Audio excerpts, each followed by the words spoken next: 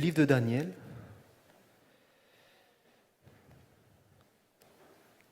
Maintenant, vous commencez à savoir où est Daniel.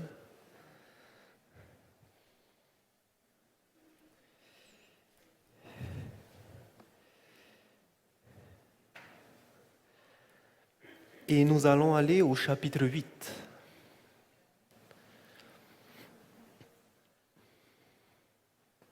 Daniel, chapitre 8.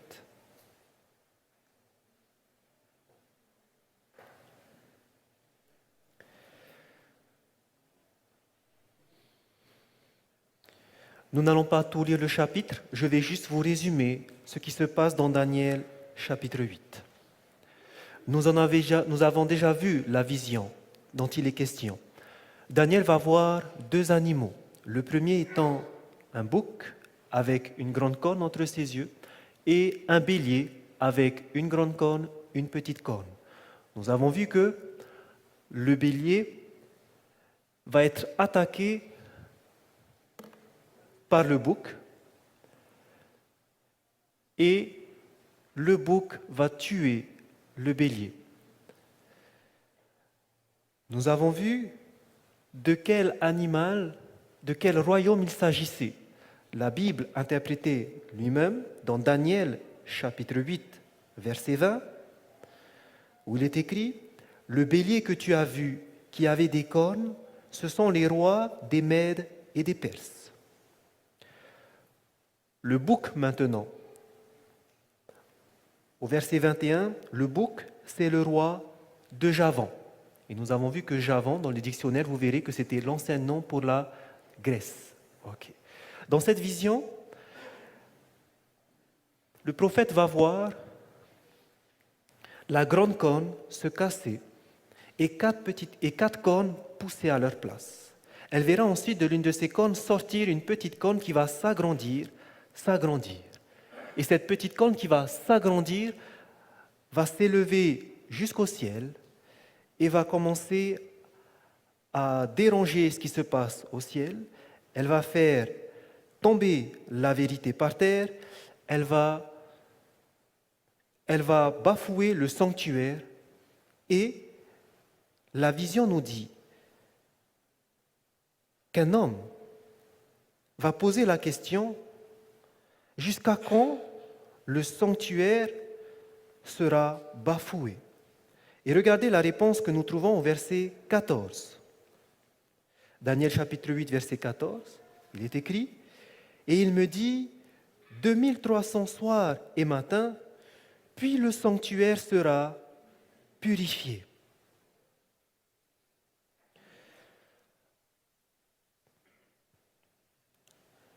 C'est l'ange Gabriel, comme vous verrez au verset 17, qui va venir expliquer que signifie cette vision.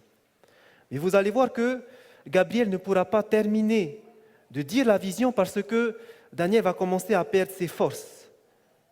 Et du coup, vous allez voir au verset 26, l'ange Gabriel dira « Et la vision des soirs et des matins dont il s'agit est véritable. Pour toi, tiens secrète cette vision, car elle se rapporte à des temps éloignés. » Gabriel n'a pas fini. Et au verset 27, vous lirez « Moi, Daniel, je fus plusieurs jours languissant et malade. Puis je me levai et je m'occupais des affaires du roi. J'étais étonné de la vision et personne n'en eut connaissance. » L'ange Gabriel n'a pas pu terminer de dire sa vision. Daniel commençait à se fatiguer. L'ange Gabriel est parti et vous verrez qu'il va revenir plus tard pour expliquer et terminer l'explication de la vision des 2300 soirs et matins. Mais comme vous le voyez, cette vision a troublé Daniel. Et vous allez voir aujourd'hui que cette vision qui a un lien avec le sanctuaire, qui doit être purifié, a un impact pour nous aujourd'hui. La prophétie que nous allons voir ce soir est une prophétie qui interpelle le monde. 2300 soirs et matins, et le sanctuaire sera purifié. Avant de commencer cette étude, c'est important de savoir qu'est-ce que c'est que le sanctuaire. Dans la Bible, vous verrez que le premier sanctuaire où il est fait mention, c'est le sanctuaire que Dieu va dire à Moïse de construire. Souvenez-vous, lorsqu'ils vont sortir du pays d'Égypte, ils vont traverser la mer Rouge, ils vont aller au pied du mont Sinaï, Dieu va leur donner la loi, mais aussi Dieu va leur donner des instructions pour faire, construire un sanctuaire. Et vous verrez que toutes ces instructions, Dieu va lui donner à Moïse au chapitre 25, 26, 27 et 28. Chaque détail de ce sanctuaire, en partant du mobilier, chaque mobilier qui doit être fait. Au chapitre 26, vous allez voir chaque pièce de la tente qui va être expliquée comment est-ce qu'ils devront faire. Au chapitre 27, vous allez voir comment est-ce qu'on va faire la clôture. Tout sera détaillé. Au chapitre 28, on va même dire comment doivent être les vêtements des sacrificateurs, des prêtres qui vont venir officier dans ce sanctuaire. Ce sanctuaire que Dieu a dit à Moïse de faire était tout d'abord un sanctuaire qui était mobile. Souvenez-vous que Israël ne va pas vite aller dans la terre promise. Dieu avait dit, parce qu'ils ont passé 40 jours à exploiter le pays et qu'ils n'ont pas voulu aller, ils vont rester pendant combien d'années dans le désert? 40 ans.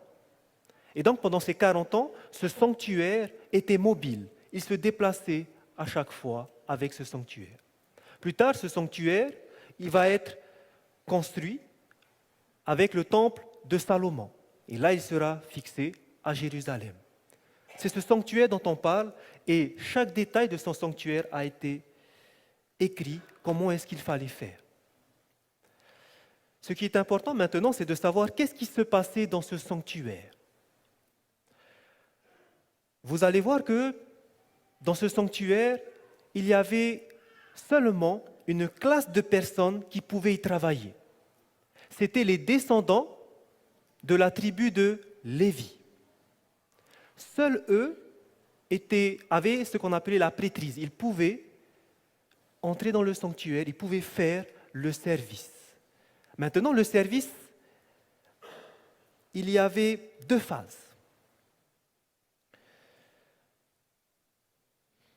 Avant de vous dire quelles sont les 2 phases, j'aimerais juste vous montrer rapidement, pour ceux qui n'ont jamais entendu parler du sanctuaire, est-ce qu'il y en a parmi nous qui n'ont jamais entendu parler du sanctuaire? Oui? Non? D'accord, donc je peux aller...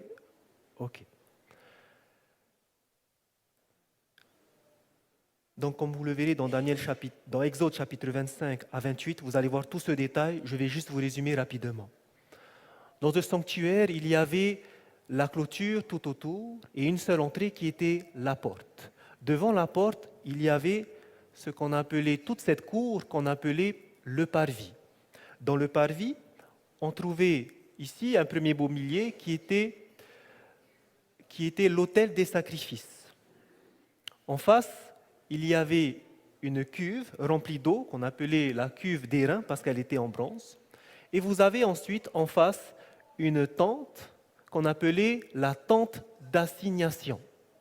Cette tente était composée de 2 lieux distincts séparés par un voile. Le premier, le lieu saint, le deuxième, le lieu très saint. Dans le lieu saint, on avait 3 mobiliers. En entrant à gauche, vous avez le chandelier. À droite, vous avez la table des pains de proposition. Et en face, devant le voile, ce qu'on appelait l'autel des parfums, où on faisait brûler de l'encens.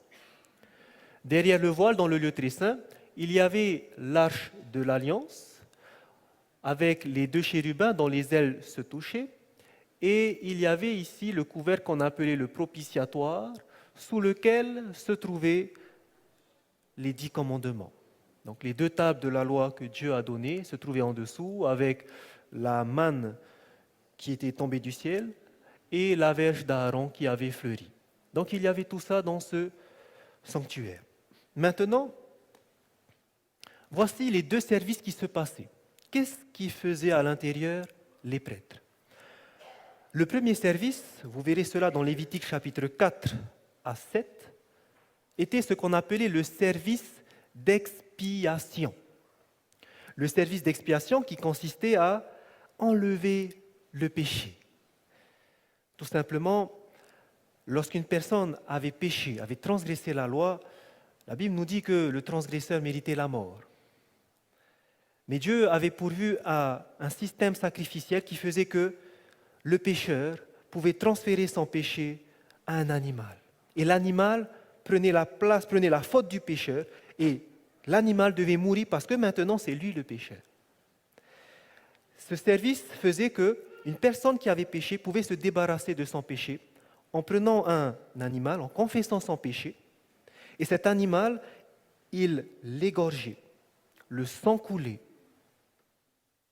Et Hébreux chapitre 9, verset 2 nous dit que c'est avec l'effusion du sang qu'il peut y avoir pardon. On peut pardonner lorsque le sang va couler. C'est pour ça qu'il fallait égorger.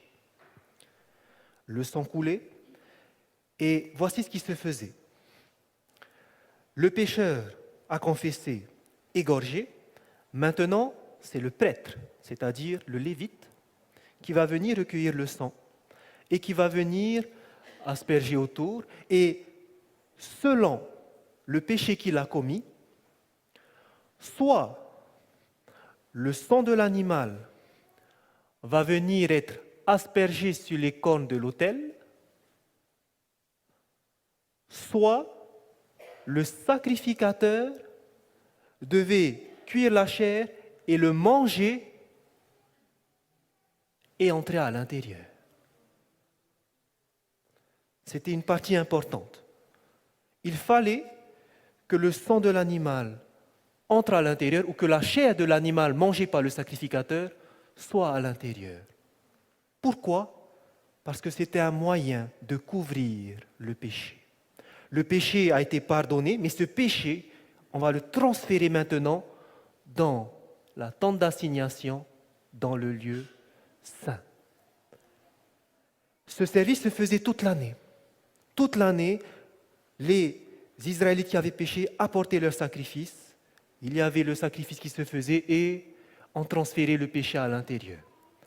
Et vous allez voir par exemple que il y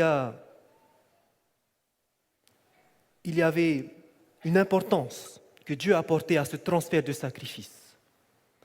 Quand vous allez regarder par exemple dans Lévitique chapitre 10, il fallait que le péché soit transféré dans le lieu saint. Dans Lévitique chapitre 10, vous allez voir un exemple où les deux fils d'Aaron, qui lui restaient, les premiers étant Nadab et Abihu, et ensuite il y avait Éléazar et Itamar.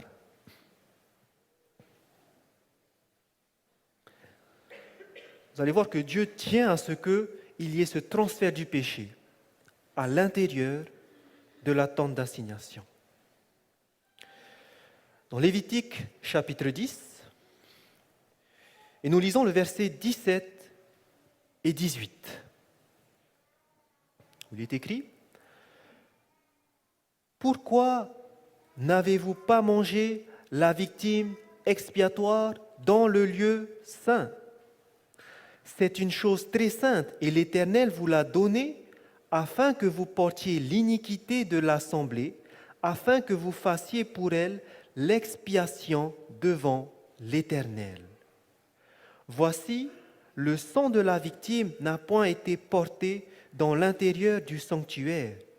Vous deviez la manger dans le sanctuaire, comme cela m'avait été ordonné. » Moïse va faire un reproche aux deux fils de Aaron, Itamar et Éléazar, parce qu'ils n'ont pas suivi les instructions que Dieu leur a données, en disant qu'il fallait que les péchés qui ont été confessés, donc au travers du sang, ils devaient faire cette expiation, terminer l'expiation en prenant la chair, en la mangeant dans le lieu saint, ou en prenant le sang et le porter sur les cornes de l'autel. C'était important pour Dieu, parce que l'expiation, ce n'était pas seulement la confession et on tue l'animal, mais les prêtres devaient terminer cette expiation en amenant ce sang dans le lieu saint. Et cela se faisait toute l'année. Finalement, les péchés s'étaient accumulés dans le lieu saint.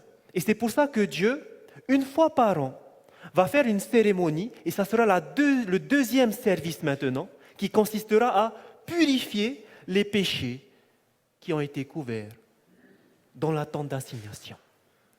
Ce deuxième service, c'est le service de purification que nous trouvons dans Lévitique chapitre 16. Je vous invite à aller dans Lévitique chapitre 16. Donc toute l'année, il y avait le service d'expiation que les prêtres faisaient dans le lieu saint. Et maintenant, dans Lévitique chapitre 16, vous verrez qu'il y aura le service de purification. Okay. Lorsque vous allez regarder au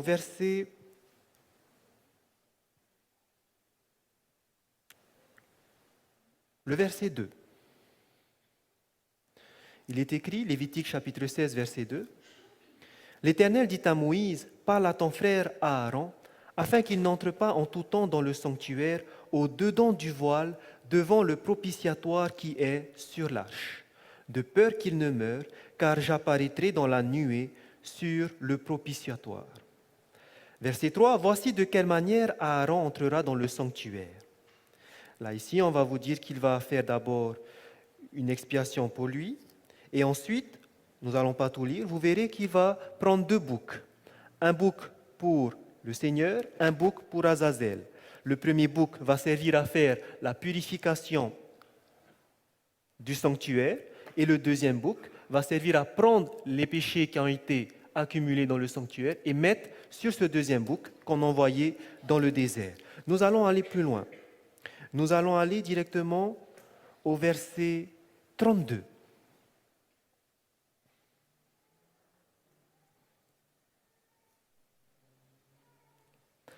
Nous lisons du verset 32 au verset 34.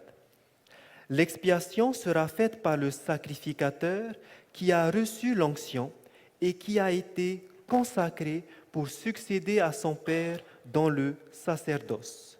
Il se revêtira des vêtements de lin, des vêtements sacrés. » Ici, il faut comprendre que le sacrificateur qui va faire l'expiation, c'est celui qui a reçu la consécration. Autrement dit, le grand sacrificateur. Le grand sacrificateur était le seul qui pouvait faire ce service de purification dans le lieu très saint. Nous continuons au verset 33. « Il fera l'expiation pour le sanctuaire de sainteté, il fera l'expiation pour la tente d'assignation et pour l'autel, et il fera l'expiation pour les prêtres et pour tout le peuple de l'assemblée. Ce sera pour vous une loi perpétuelle. Il se fera combien de fois? Une fois chaque année, l'expiation pour les enfants d'Israël à cause de leurs péchés. » Une fois par année, il fallait faire l'expiation pour le peuple, pour les prêtres, pour tous ceux qui ont péché, parce que leur péché résidait encore ici. Une fois par an. Ce n'est plus les prêtres qui entraient constamment dans le lieu saint, mais ça sera maintenant qui? Le grand prêtre qui va venir faire la purification du sanctuaire. Et pour cela, le grand prêtre, donc nous n'avons pas lu, va prendre le sang du premier bouc, va l'asperger sur le propitiatoire, et c'est là qu'il va entrer dans le lieu très saint.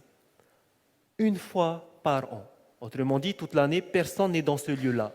Mais arrivé au jour de la purification, le grand prêtre va entrer à l'intérieur et asperger le sang du bouc dessus pour faire l'expiation pour le sanctuaire et le peuple. Est-ce que pour l'instant, vous comprenez maintenant ce qui s'est passé au temps des Israélites dans ce sanctuaire? Ça va? 2 services. Un toute l'année, service d'expiation, avec le transfert dans le lieu saint.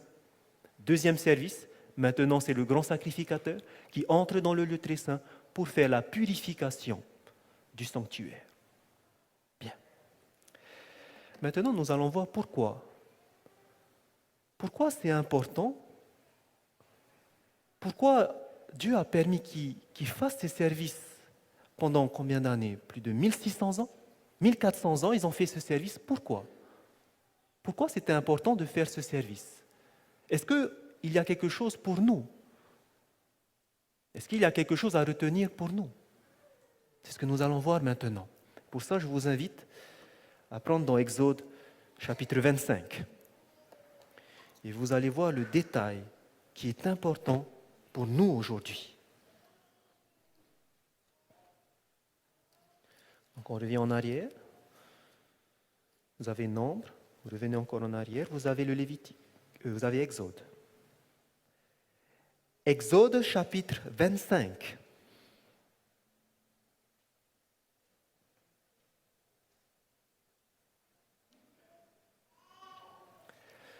Exode chapitre 25 et nous lisons le verset 9.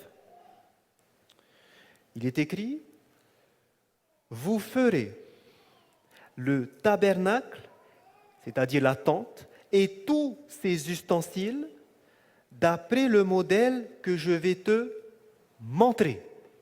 Ok. La tente ainsi que ses ustensiles ont été faits d'après un modèle. Dieu a montré un modèle. Nous allons plus loin au verset 40, toujours dans Exode chapitre 25. Verset 40, regarde et fais d'après le modèle qui t'est montré sur la montagne. Lorsque Moïse a donné les instructions pour faire le sanctuaire, il y avait un modèle. Maintenant, la question, quel était ce modèle? Paul va nous dire quel était ce modèle. Prenez dans Hébreux maintenant. Nous tournez dans le Nouveau Testament, vers les derniers livres.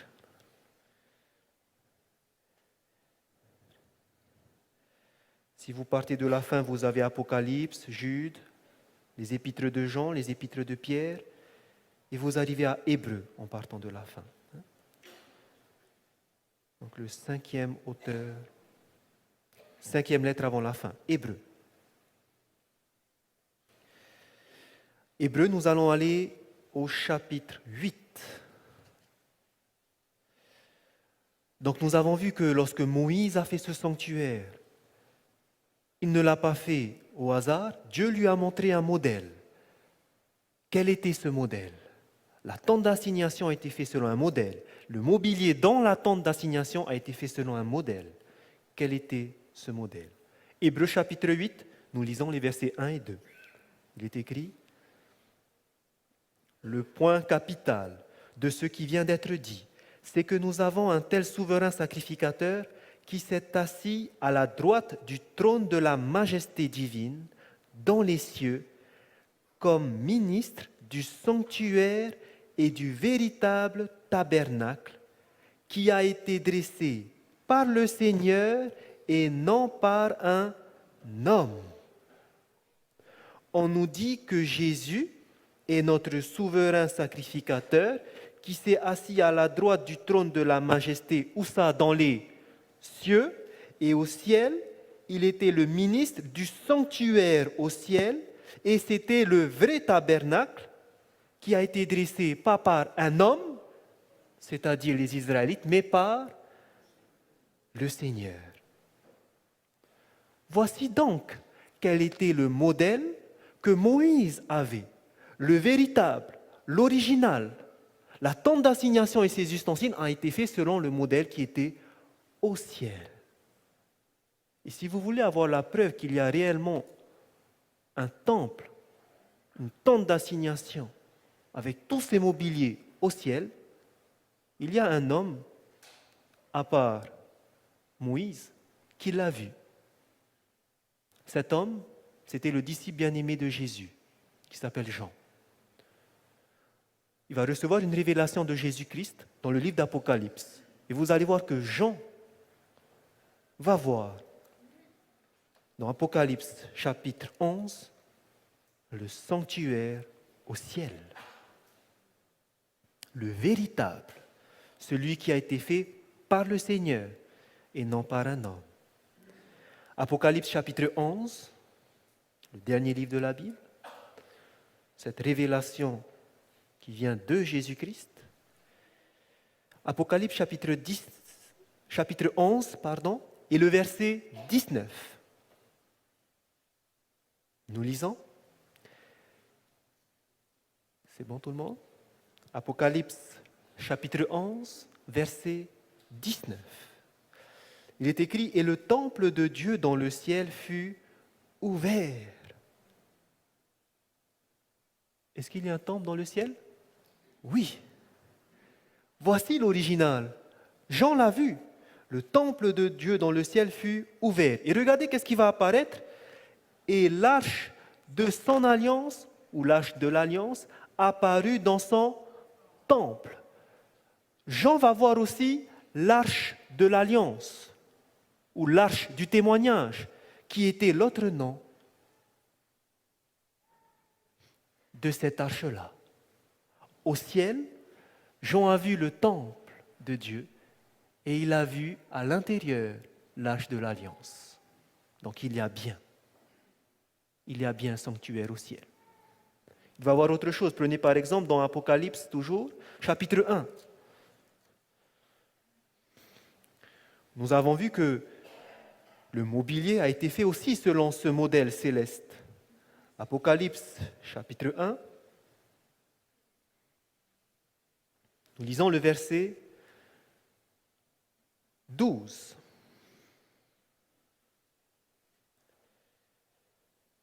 Apocalypse chapitre 1, verset 12, il est écrit « Je me retournai pour connaître quelle était la voix qui me parlait. Et après m'être retourné, je vis 7 chandeliers d'or. » Il a vu 7 chandeliers d'or, qui était ce fameux candélabre qu'il y avait dans le lieu saint. Le chandelier a 7 branches. Jean a vu ce chandelier. Il va voir aussi autre chose, un autre mobilier dans Apocalypse chapitre 8 maintenant.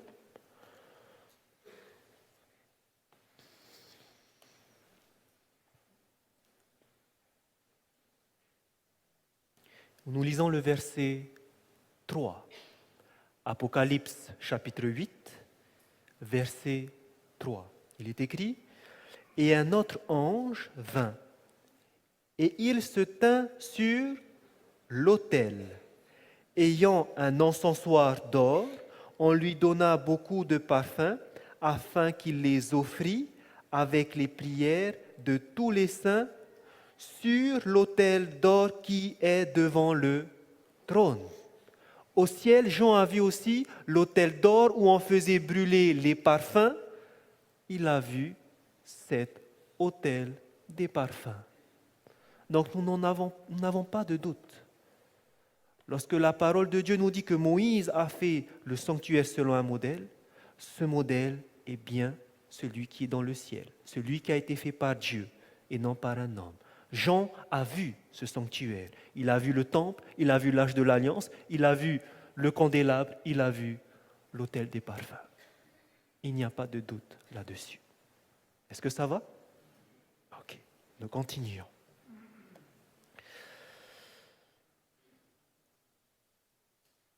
Pourquoi ce sanctuaire est important aussi? Regardez dans Hébreux chapitre 8. Nous revenons en arrière. Donc vous prenez le 5e livre avant. Vous avez Jude, les épîtres de Jean, les épîtres de Pierre, Jacques, et vous arrivez ensuite à Hébreux.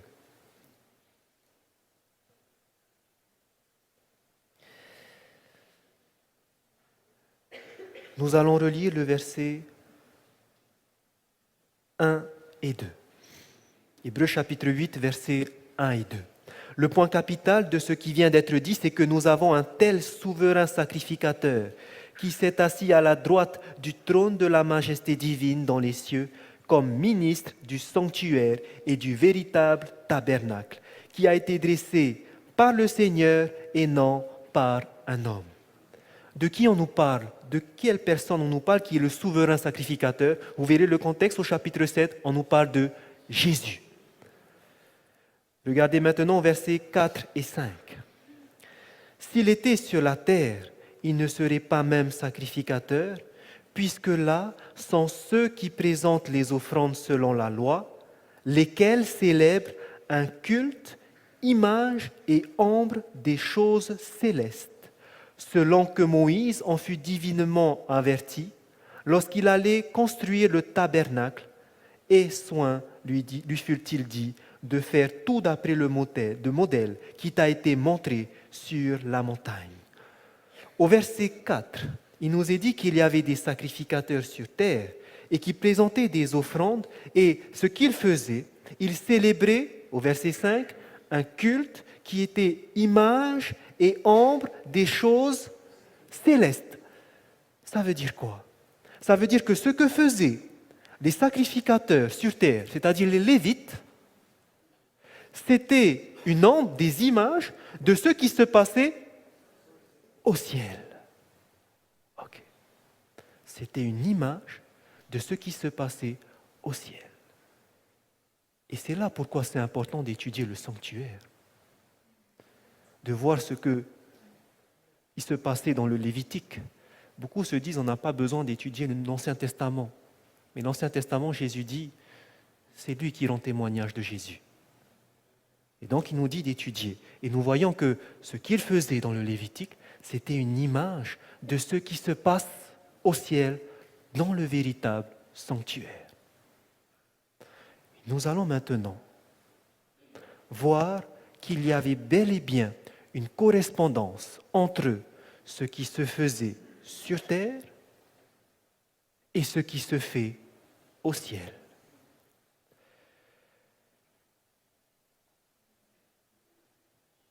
Sur terre, nous avons vu qui pouvait officier. C'était seulement les enfants de la tribu de Lévi. Vous trouvez ça? Donc je vais juste afficher maintenant les diapos, ça sera plus rapide. Vous pouvez noter les références où ils seront sur vos résumés. Dans Nombres chapitre 3, verset 12, c'est ce qu'il est dit. « Voici, j'ai pris les Lévites du milieu des enfants d'Israël à la place de tous les premiers-nés des enfants d'Israël. » Donc pourquoi il a choisi les Lévites? Pour lui, ce sont ses premiers-nés. Et regardez maintenant, qui sera le premier-né pour le sanctuaire céleste? Dans Romains chapitre 8, verset 9, il est écrit « Il les a aussi prédestinés à être semblables à l'image de son Fils, Jésus, afin que son Fils fût le premier-né entre plusieurs frères. » Dieu a choisi les premiers-nés, les Lévites, pour être les sacrificateurs, et Jésus est le premier-né de Dieu.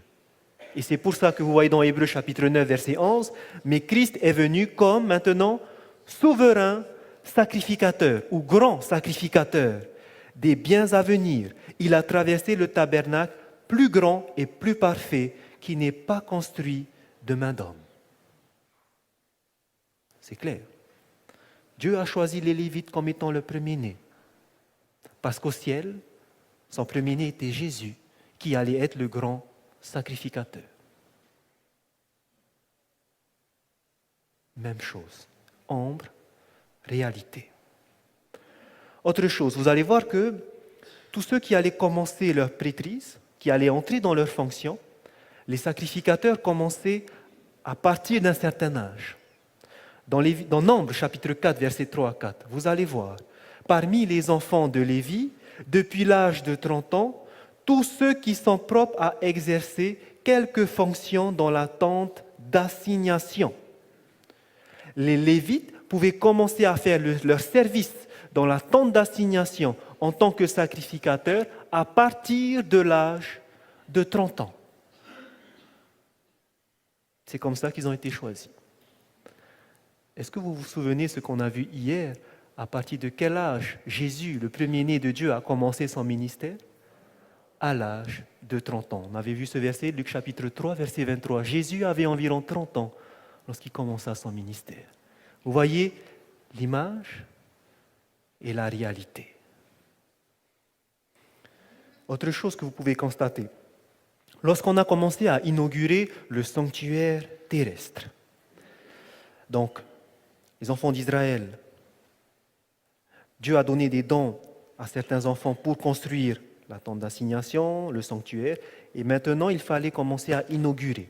Et vous allez voir comment ça va se passer lorsqu'on va commencer à inaugurer le sanctuaire terrestre. Dans Lévitique chapitre 8, verset 10, on nous dit que Moïse prit l'huile d'onction et il oignit le sanctuaire et toutes les choses qui y étaient et le sanctifia. Ok.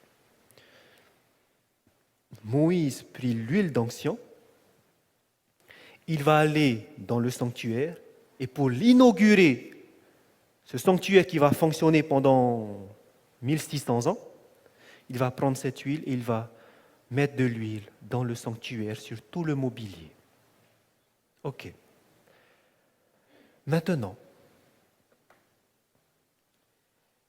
qui va inaugurer le sanctuaire qui se trouve au ciel? Jésus, notre souverain sacrificateur. Vous êtes d'accord avec moi? Ok. À quel moment Jésus va commencer son ministère dans le sanctuaire céleste? Avant sa mort ou après sa mort? Après sa mort. Après sa mort, la Bible nous dit il va ressusciter le 3e jour après sa mort, il va rester 40 jours avec ses disciples. Et qu'est-ce qui va se passer? Il monte au ciel. Lorsqu'il va monter au ciel, d'après vous, où est-ce qu'il va aller? Dans le véritable sanctuaire. Arrivé au ciel. 10 jours après. Qu'est-ce qu'ils faisaient les disciples sur terre? Ils étaient en train de prier, ils étaient en train de se purifier parce que Jésus leur a dit, n'allez pas vite prêcher dans le monde, n'allez pas vite prêcher, attendez, je vous enverrai une puissance, le Saint-Esprit. Ils ont attendu. Jésus est en haut pendant ce temps. Le 10e jour, le jour de la Pentecôte, que s'est-il passé?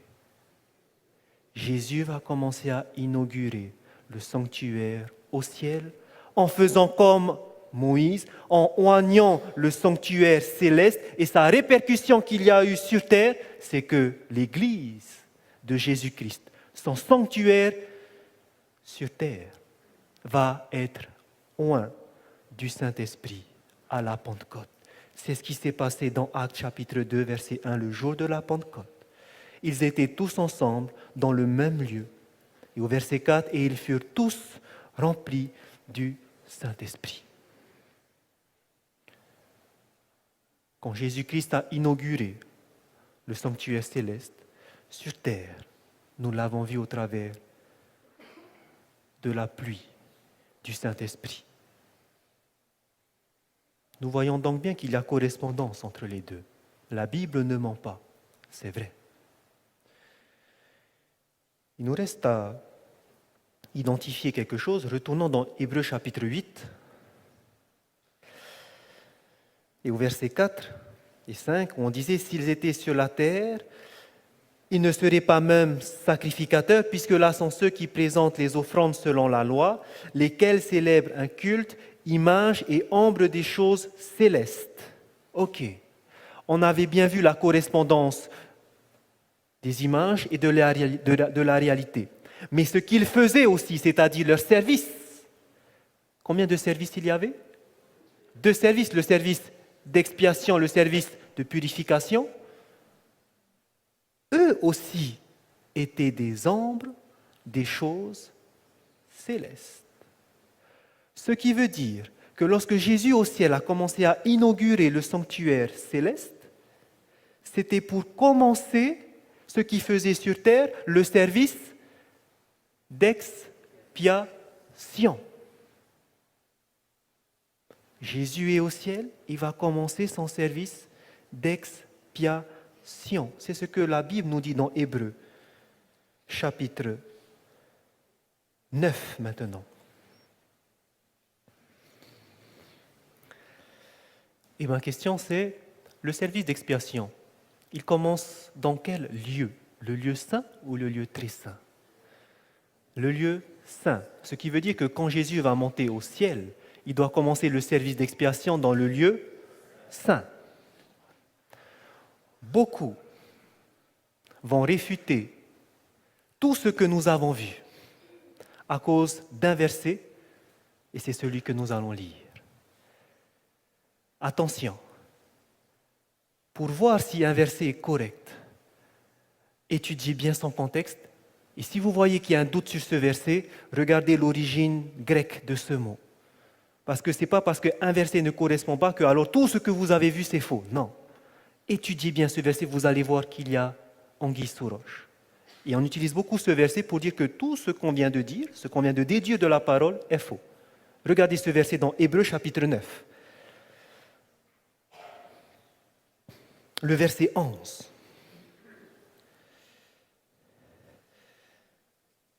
Mais Christ est venu comme souverain sacrificateur des biens à venir. Il a traversé le tabernacle plus grand et plus parfait qui n'est pas construit de main d'homme, c'est-à-dire qui n'est pas de cette création. Stop. Jusqu'à là, tout le monde a compris? Ça va. Quand Jésus est monté au ciel, il est parti dans le sanctuaire céleste. Maintenant, dans quel lieu il va aller? Regardez au verset 12. Et il est entré une fois pour toutes dans... Ok. Qui a dans sa Bible le lieu très saint? Levez le doigt. Ok. Qui a dans sa Bible le Saint des Saints? Levez le doigt. Qui a dans sa Bible le lieu saint? Tu peux lever plus haut? Ok.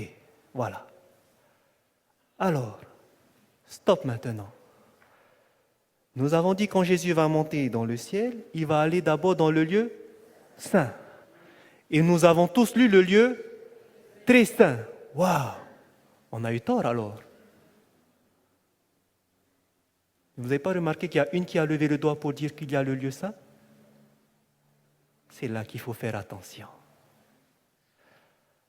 Lorsque vous allez prendre une Bible, la Bible a été traduite à partir des textes originaux. Pour le Nouveau Testament, c'est le grec. Pour l'Ancien Testament, c'est l'hébreu. Lorsque vous voyez qu'il y a quelque chose qui cloche, comme là ici par exemple, c'est écrit le lieu très saint. Et vous voyez, mais ce n'est pas normal, on vient de déduire que c'est le lieu saint. Allez regarder à la racine grecque. Et vous allez voir comment est-ce que c'est traduit. Si vous ne savez pas comment faire, allez chercher d'autres versions de la Bible. Et vous verrez dans d'autres versions que eux, ils ont traduit différemment. Je vais vous montrer. Vous prenez par exemple dans la version Martin. La Bible Martin 1744, ce n'est pas marqué le lieu très saint, mais c'est marqué le lieu saint. Dans la version Osterwald en français, c'est marqué le lieu saint. Dans la version anglaise King James, c'est marqué the holy place, le lieu saint. Pourquoi alors dans certains c'est marqué le lieu saint? Pourquoi dans certains c'est marqué le lieu très saint? C'est parce qu'il y a la racine qu'il faut faire attention. Le mot grec utilisé ici, où c'est traduit le lieu très saint ou le lieu saint, c'est marqué tahagia. Tahagia. Si on veut traduire le lieu très saint, comme c'est marqué Hébreux chapitre 9, verset 4, regardez un petit peu. Pardon, verset 3.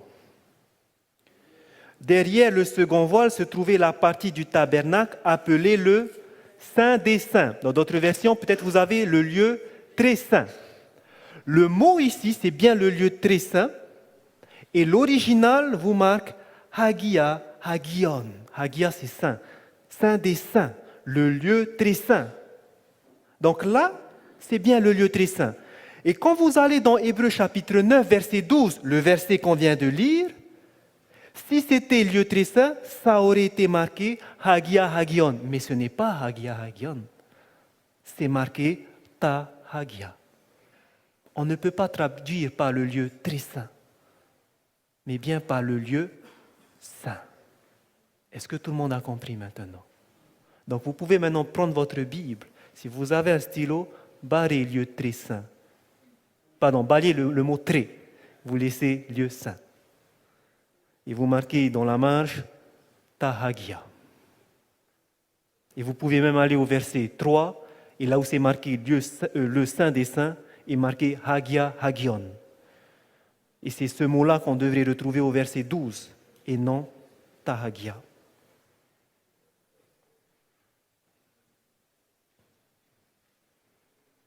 Donc la Bible ne se contredit pas.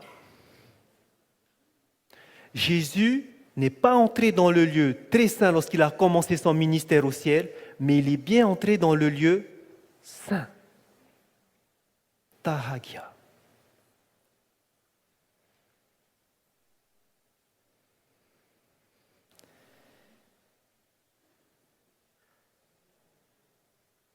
Et c'est pour ça que dans Hébreux chapitre 9, nous allons lire le verset 24.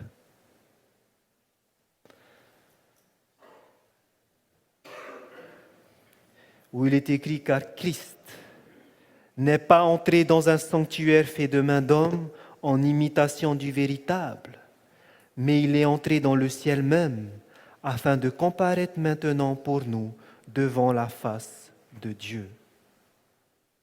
Lorsque Jésus est monté au ciel, il va faire ce service d'expiation devant la face de Dieu. Jésus va bien faire ce service d'expiation en commençant dans le lieu saint. La question maintenant est de savoir, puisqu'il doit y avoir deux phases comme il y a eu sur terre, première phase, service d'expiation, où les péchés étaient transférés au lieu saint, est-ce que aussi au ciel, il y avait ce report des péchés comme cela se faisait sur terre? N'oubliez pas, on mettait les péchés sur les comptes de l'autel. Vous voyez ça dans Lévitique chapitre 4, versets 6 et 7. Les péchés étaient transférés. Est-ce qu'au ciel aussi, il y a un report de nos péchés? Allez dans Malachie.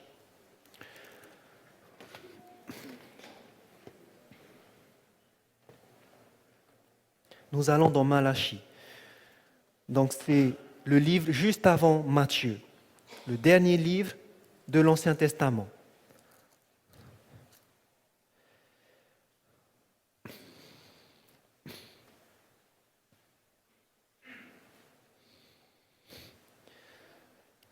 Malachie, nous allons prendre le chapitre 3.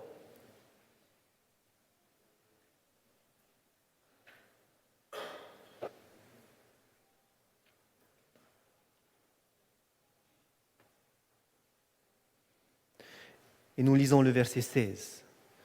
Malachie chapitre 3, verset 16, il est écrit « Alors ceux qui craignent l'Éternel se parlèrent l'un à l'autre. L'Éternel fut attentif et il écouta. Et un livre de souvenirs fut écrit devant lui pour ceux qui craignent l'Éternel et qui honorent son nom. » La Bible nous dit qu'au ciel, Dieu est attentif à ce qui se passe sur terre et il écrit dans un livre. Ici, on nous parle du livre de souvenirs. Il écrit des choses dans ce livre, le livre de souvenirs. Donc il y a bien des choses qui sont marquées au ciel. Ici, ce sont des choses bonnes parce qu'on nous dit que c'est pour ceux qui craignent l'Éternel qu'on va écrire les choses dans le livre de souvenirs. Mais quand vous allez prendre par exemple Apocalypse chapitre 20, vous allez voir qu'il y a d'autres choses qui sont écrites. Chaque chose qui se passe sur terre est écrite.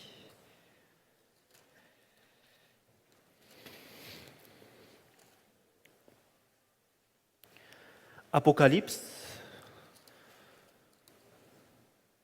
chapitre 20. Nous lisons le verset 12. Apocalypse, chapitre 20, le verset 12. Où il est écrit « Et je vis les morts, les grands et les petits qui se tenaient devant Dieu. Des livres furent ouverts. Et un autre livre fut ouvert, celui qui est le livre de vie.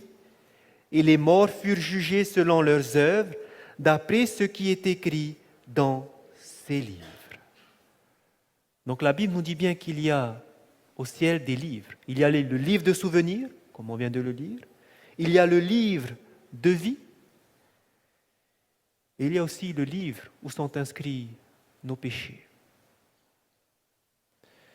Et lorsque vous allez voir que ces livres qui vont être ouverts, on va juger ces morts d'après ce qui est écrit. Et vous allez voir que ces morts dont on parle ce sont les morts qui n'ont pas accepté Jésus-Christ. Pourquoi? Regardez au verset 13. Parce que la mer en dit les morts qui étaient en elle, la mort et le séjour des morts en dirent les morts qui étaient en eux. Et chacun fut jugé selon ses œuvres. Et la mort et le séjour des morts furent jetés dans les temps de feu. C'est la seconde mort. Quiconque ne fut pas écrit dans le livre de vie fut jeté dans les temps de feu. Ils avaient des choses encore écrites dans les livres. Ces choses, c'était leur péché. Parce que leur péché était encore inscrit. Ils n'ont pas confessé. Alors il y avait encore leur péché qui était inscrit. Et ce sont ces choses-là qui les a condamnés. Nous n'allons pas aller dans le détail, nous pouvons faire une étude spécialement dessus. Mais sachez, ce que j'aimerais que vous compreniez, c'est que oui, il y a des choses qui sont écrites au ciel. Il y a un report, de même que sur terre, il y avait un report des péchés sur les cornes de l'autel. Au ciel également, il y a un report de tout ce qui se fait, soit bien, soit bon. Dieu amènera en jugement toutes les choses, que ce soit bien ou bon. Vous voyez ça dans Ecclésiaste chapitre 12, le dernier verset. Donc, il y a des choses qui sont marquées. Maintenant, nous venons à la question. Dans Daniel chapitre 8, le verset 14 nous disait « 2300 soirs et matins, et le sanctuaire sera purifié. » La question est de savoir quel sanctuaire sera purifié. Quel est ce sanctuaire qui doit être purifié? Est-ce que c'est le sanctuaire terrestre qui devait se purifier tous les ans? Et à l'époque de Daniel, souvenez-vous, il n'y avait pas de sanctuaire puisque ça a été détruit, ça devait être reconstruit. Est-ce que c'est ce sanctuaire qui devrait être purifié? Pour le savoir, tout simplement, il nous faut savoir quand est-ce que va terminer ces 2300 soirs et matins. Et là, nous allons savoir de quel sanctuaire il s'agit. Souvenez-vous, je vous disais dans Daniel chapitre 8, nous voyons que l'ange Gabriel ne va pas donner l'explication de la vision des 2300 soirs et matins. C'est pour cela que dans Daniel chapitre 9, l'ange Gabriel va revenir pendant que Daniel était en train de prier, demander pardon pour son peuple. Vous allez voir que l'ange Gabriel va revenir pour terminer d'expliquer la vision des 2300 soirs et matins. Regardons ça dans Daniel chapitre 9. Daniel chapitre 9. Daniel chapitre 8, l'ange n'a pas terminé de donner l'explication. Daniel chapitre 9, l'ange Gabriel revient. Nous allons lire le verset 20 à 23. Daniel chapitre 9, verset 20 à 23. Il est écrit « Je parlais encore, je priais, je confessais mon péché et le péché de mon peuple d'Israël, et je présentais mes supplications à l'Éternel, mon Dieu, en faveur de la sainte montagne de mon Dieu.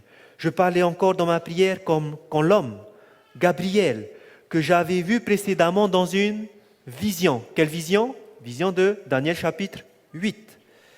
Que j'avais vu dans une vision. S'approcha de moi d'un vol rapide au moment de l'offrande du soir. Verset 22. Il m'instruisit et s'entretint avec moi. Et il me dit, Daniel, je suis venu maintenant pour ouvrir ton intelligence. Maintenant, l'ange Gabriel va expliquer à Daniel ce qu'il n'avait pas compris, ce qu'il disait que personne n'avait connaissance de la vision. Et maintenant, l'ange va lui expliquer. Regardez au verset 23. Lorsque tu as commencé à prier, la parole est sortie et je viens pour te l'annoncer, car tu es un bien-aimé. Sois attentif à la parole et comprends la vision. Quelle vision il faut comprendre maintenant? La vision des 2300 soirs et matins. Et regardez comment il va commencer son verset. Au verset 24, comprends la vision. 70 semaines ont été fixées sur ton peuple et sur ta ville sainte pour faire cesser les transgressions. C'était la prophétie qu'on a vue hier soir. La prophétie des 70 semaines. Et maintenant, il faut bien comprendre l'origine des mots. Lorsque vous lisez au chapitre 9, le verset toujours 24, 70 semaines ont été fixées. Le mot fixé ici a une importance. Quand vous allez prendre une concordance et regarder le mot grec qui est utilisé pour le mot fixé, c'est le mot shatak. Et le mot shatak a aussi la signification de retrancher ou ôter, enlever. Autrement dit, si nous traduisons avec ces mots-là, dans Daniel chapitre 9, verset 24, on pourrait lire « 70 semaines ont été retranchées sur ton peuple et sur ta ville sainte. » 70 semaines ont été retranchées ou ôtées. Comprenez le contexte. L'ange Gabriel vient. Daniel n'avait pas compris la vision des 2300 soirs et matins. Il lui dit maintenant, je vais ouvrir ton intelligence, comprends la vision des 2300 soirs et matins. 70 semaines ont été retranchées de cette vision des 2300 soirs et matins. Ce qui veut dire que la vision des 2300 soirs et matins, dans cette vision, ont été enlevées les 70 semaines. Ce qui veut dire que les deux visions, 2300 soirs et matins et les 70 semaines, ont le même point de départ. Et là, maintenant, Daniel peut comprendre, parce qu'ici, connaît le point de départ, il pourra connaître le point d'arrivée. Et là, Daniel va comprendre. Quand l'ange dit « comprends la vision », maintenant, il peut comprendre, parce qu'il a le point de départ de la vision. Vous vous souvenez le point de départ de la vision des 70 semaines ? Le verset 25. Depuis le moment où la parole a annoncé que Jérusalem sera rebâtie jusqu'à loin, il y a 7 semaines et 62 semaines. Le début, c'était lorsqu'il y a eu la parole qui a décrété que Jérusalem va être rebâtie. Et nous avons vu hier qu'il s'agissait du décret d'Artaxerxès qui a été promulgué en octobre de l'année 457 avant Jésus-Christ. Donc, les 70 semaines, le début de ces 70 semaines, c'est le même début que pour les 2300 soirs et matins. Qu'est-ce qu'il nous reste à faire maintenant ? À ajouter 2300 à 1457 et à rajouter plus 1.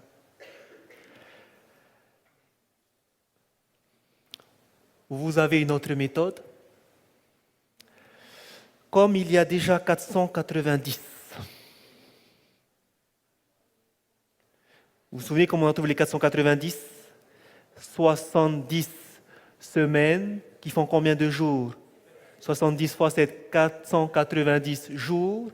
Et un jour est égal à un an, donc ça fait 490 années. Combien il reste à ajouter à 490 pour arriver à 2300 ? Dites-moi. 2300, vous enlevez 490, combien il va rester ? J'ai entendu. 1810. Amen. Donc il reste à ajouter 1810 après la fin des 70 semaines, qui nous avons vu hier soir terminer avec la lapidation d'Étienne en octobre de l'année 34 après Jésus-Christ. 34 plus 1810, et on arrive à 1844 du mois d'octobre. Ok, stop. Maintenant, posez-vous la question. En 1844, le sanctuaire doit être purifié. Est-ce qu'on parle du sanctuaire terrestre ou est-ce qu'on parle du sanctuaire céleste ? Est-ce que c'est possible qu'il s'agisse du sanctuaire terrestre ? Parce que où est le sanctuaire terrestre ? On a vu que lorsqu'ils ont refusé, Israël, de recevoir le Messie, qu'est-ce qui s'est passé pour eux ? Le temple de Jérusalem a été détruit par le dévastateur, par l'armée du général Titus. Donc, à partir de l'année 70, il n'y a plus de sanctuaire terrestre. Et jusqu'à aujourd'hui, il ne reste plus de sanctuaire là-bas à Jérusalem, il ne reste que les murs extérieurs. Donc, de quel sanctuaire il s'agit? Celui qui est au ciel. Donc, depuis 1844, il y a ce sanctuaire au ciel, dont nous avons vu son origine dans la Bible, qui doit être purifié. Le sanctuaire céleste a été purifié en 1844. Et qu'est-ce qui s'est passé? Jésus était où d'abord quand il est monté au ciel? Dans le lieu saint. Il a fait le service d'expiation, qui est un service d'intercession. Quand vous demandez pardon, Jésus est là, il vous pardonne. Pendant l'année 31, depuis qu'il est au ciel, jusqu'à l'année 1844. Il était dans le lieu saint. Et qu'est-ce qui se passe après? Il va passer au service de purification dans le lieu très saint à partir de la date 1844. Donc depuis 1844, il y a cette œuvre de purification qui se fait au ciel, où notre grand souverain sacrificateur est maintenant dans le lieu très saint. Ceci a commencé en octobre 1844. Frères et sœurs, pourquoi c'est important de comprendre ça? Beaucoup disent, et malheureusement c'est ce que vous entendez partout, que l'expiation, le pardon des péchés du monde a été complété à la mort de Jésus sur la croix. Pourquoi? Parce qu'ils disent que quand Jésus était sur la croix, et ça c'est vrai, vous allez lire dans Matthieu chapitre 27, le verset 50, pardon, Jean 19, verset 30. Prenons-le, c'est encore mieux.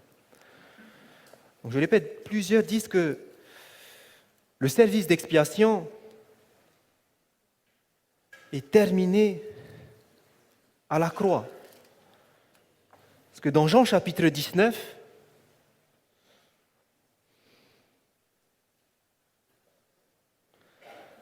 verset 30, regardez ce que Jésus va dire sur la croix.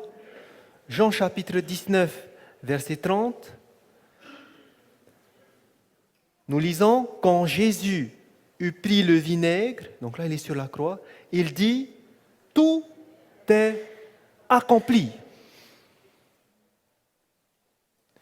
Donc tout est accompli. Et il y en a qui disent, le service d'expiation, l'expiation pour le monde est terminé à la croix. Est-ce que c'est ce que veut dire tout est accompli? Regardez dans Romains chapitre 5. Vous allez comprendre qu'est-ce que ça veut dire, ce tout est accompli.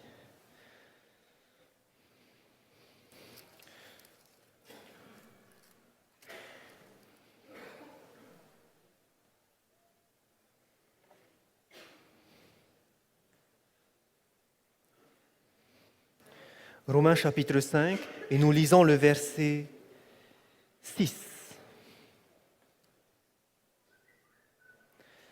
Romains chapitre 5, verset 6, il est écrit, « Car lorsque nous étions encore sans force, Christ, au temps marqué, est mort pour des impies. » Christ, au temps marqué, est mort pour des impies. Quand Christ est mort, il n'est pas mort à n'importe quel moment, il est mort au temps marqué. Quel temps a été marqué lorsque Jésus est mort? Il y a un temps qui avait été défini 600 ans à l'avance par le prophète Daniel, où il disait qu'au milieu de la semaine, il fera cesser le sacrifice. Lorsque Jésus est mort sur la croix, le voile s'est déchiré en deux pour montrer que les sacrifices qui se faisaient étaient terminés. Quand Jésus est mort, quand il a dit tout est accompli, qu'est-ce qui a été accompli? La prophétie où on disait que le Messie devait cesser le sacrifice au milieu de la semaine. C'est ça que veut dire c'est tout est accompli. Et non, l'expiation est terminée. Pourquoi? Pourquoi je vous dis que l'expiation n'est pas terminée ici? Quand Jésus est venu sur cette terre, est-ce qu'il était l'agneau ou est-ce qu'il était le prêtre? L'agneau. Jean-Baptiste a dit, voici l'agneau de Dieu qui ôte le péché du monde. Qu'est-ce qu'il fallait que l'agneau fasse d'abord? Il fallait que l'agneau meure. Parce qu'à Hébreux chapitre 9, vers 2, sans effusion de sang, il n'y a point de pardon. Quand Jésus est venu sur cette terre, c'était l'agneau. Mais regardez bien, quand vous allez lire le service qui se faisait, dans Lévitique chapitre 4, verset 20 par exemple, c'est ainsi que le sacrificateur fera pour eux l'expiation et il leur sera pardonné. Qui fait l'expiation? Le sacrificateur. Lévitique chapitre 5, verset 10. C'est ainsi que le sacrificateur fera pour cet homme l'expiation. Qui fait l'expiation? Le sacrificateur. Lévitique chapitre 6, verset 7. Et le sacrificateur fera pour lui l'expiation devant l'Éternel et il lui sera pardonné, quelle que soit la faute dont il sera rendu coupable. Qui fait l'expiation?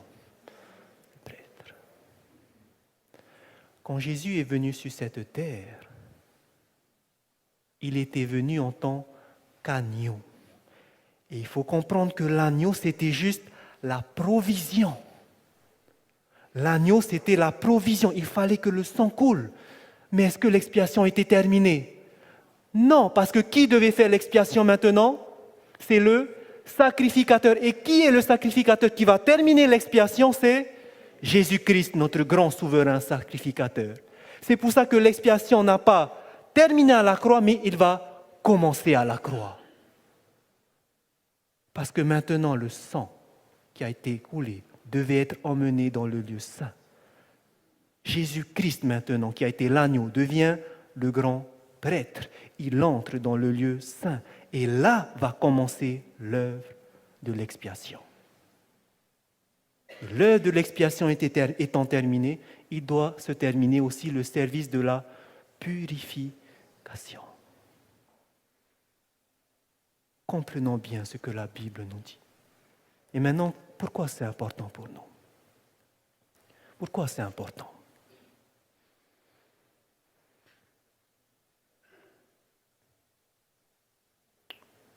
Lorsque vous allez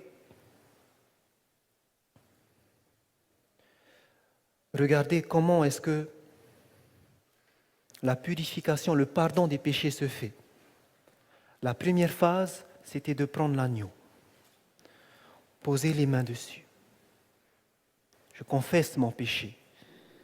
Et ensuite vient le sacrifice. Le sang était amené dans le lieu saint. Quels sont les péchés maintenant qui vont être purifiés dans le sanctuaire? Ce sont les péchés de ceux qui sont venus poser. Autrement dit, chaque péché que nous avons confessé, lorsqu'il va venir le moment où on va purifier au ciel, qu'est-ce qui se passe? Concrètement, on va effacer les péchés qui ont été confessés. Est-ce que c'est possible qu'il y ait des péchés non confessés qui soient effacés? Non. Parce que ce sont que les péchés confessés qu'on a emmenés dans le lieu saint. Et ce sont seulement les péchés confessés qui vont être effacés. L'importance pour nous, c'est que si nous avons un péché non confessé, c'est ce péché-là, finalement, qui va nous condamner. C'est ce péché-là qui va nous condamner. Et c'est pour ça qu'on comprend pourquoi Jésus est venu. Il est venu pour nous sauver de nos péchés. Mais pour nous sauver de nos péchés, qu'est-ce qu'il faut d'abord faire? Confesser. C'est ce que la parole de Dieu nous dit dans 1 Jean chapitre 1, verset 9. À quel moment c'est pardonné? Si nous confessons nos péchés. Dieu est fidèle et juste pour nous les pardonner et pour nous purifier de toute iniquité. À quelles conditions nos péchés seront pardonnés? si nous confessons. C'est pour ça que c'est important de confesser ses péchés. Il y a confesser et confesser. La vraie confession, c'est lorsque vous n'allez plus recommencer. Parce que vous pouvez dire, Seigneur, pardon, j'aurais dû pas faire ça. Et après, on recommence. On est tous passés par là, moi le premier. C'est pour ça que c'est important de comprendre comment, réellement, on ne va plus recommencer. Parce que ce sont ces péchés qui vont nous condamner. Il faut qu'à un moment, on arrête. Il faut qu'à un moment, on arrête. C'est pour cela que nous allons terminer par Actes chapitre 3.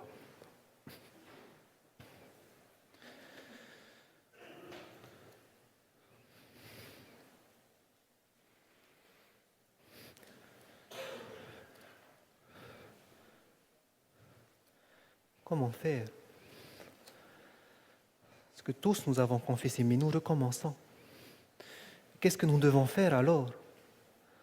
Qu'est-ce que nous devons faire? Dans Actes chapitre 3, nous lisons le verset 19.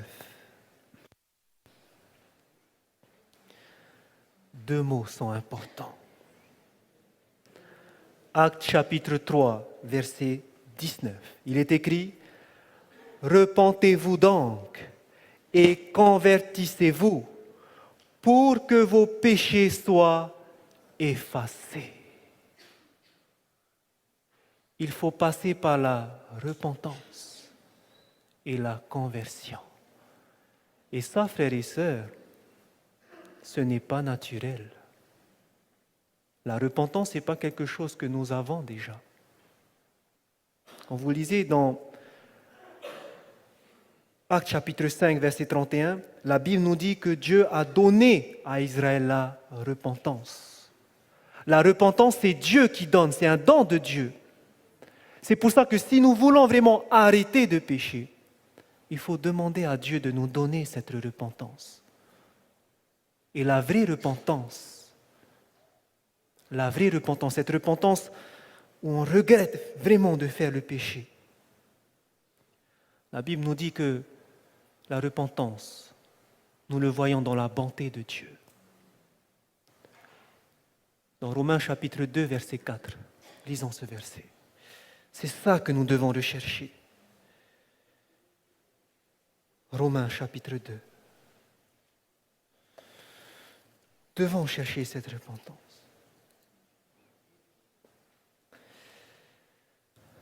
Romains chapitre 2.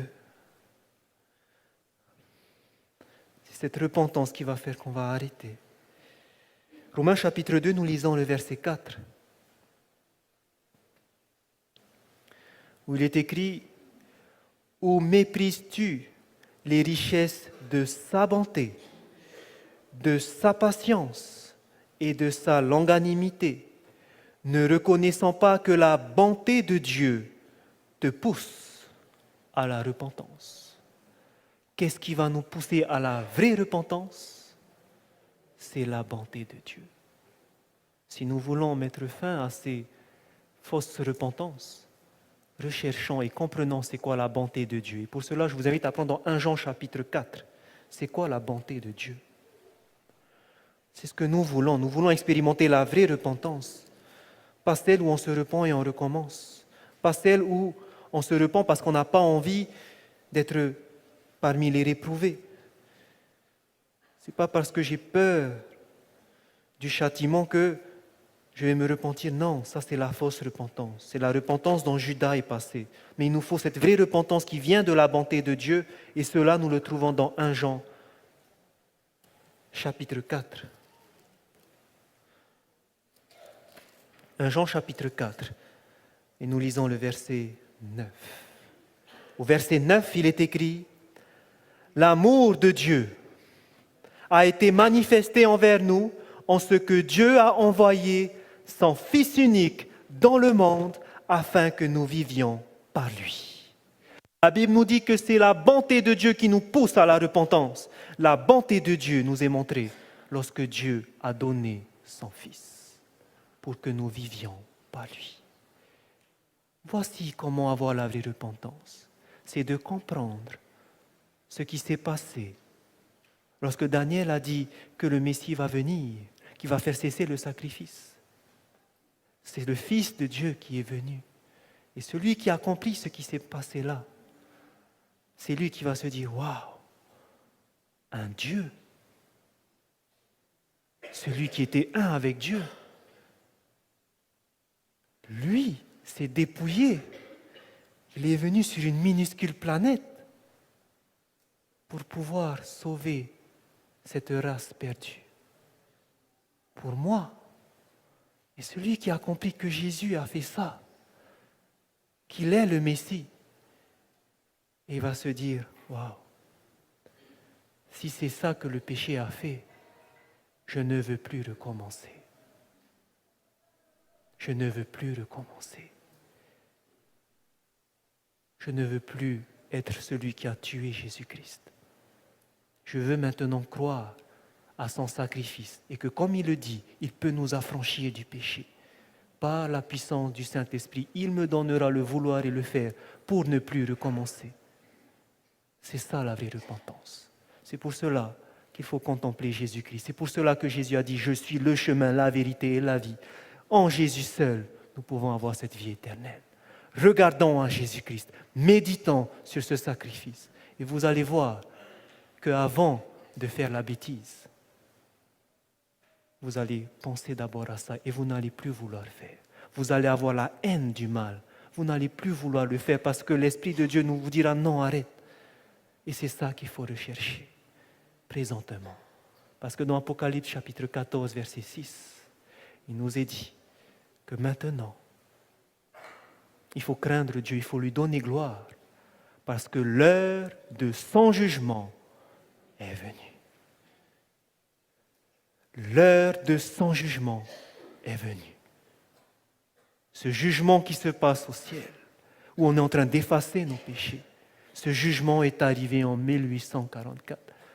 Et tous ceux qui ont professé croire en Jésus-Christ et qui ont entendu ces appels seront jugés. Leurs péchés, s'ils ont été confessés, seront effacés. Mais ceux qui professent croire à Jésus-Christ, mais continuent à vivre une vie qui déplaît à Dieu, qui continuent à crucifier Jésus-Christ par leurs péchés, ne jouons pas avec le péché parce que ça va nous condamner.